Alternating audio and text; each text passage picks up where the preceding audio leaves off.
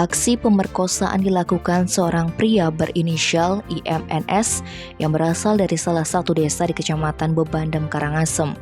Aksi pemerkosaan terhadap gadis berinisial NKA dilakukan di kediaman pelaku Selasa 28 Juli. Dikonfirmasi Minggu 3 Juli, Kapolsek Bebandem AKP Iwayan Gedewirye menjelaskan peristiwa tersebut bermula saat pelaku yang berusia 21 tahun mengajak korban usia 19 tahun makan malam bersama melalui chatting, tetapi ditolak korban. Namun pelaku tak patah semangat dan terus memujuk korban. Entah apa alasannya, korban yang saat itu sedang berada di pura untuk mekemit tiba-tiba memutuskan pulang ke rumahnya. Saat pulang, korban melewati rumah pelaku dan berhenti di depan rumah pelaku. Korban pun diajak masuk ke rumah pelaku untuk makan malam, tetapi korban sempat menolak.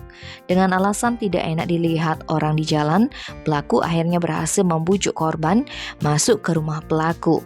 Tak cukup sampai di situ, pelaku mengajak korban masuk ke dalam kamarnya. Awalnya ajakan tersebut ditolak korban karena dipaksa. Korban akhirnya masuk ke kamar pelaku.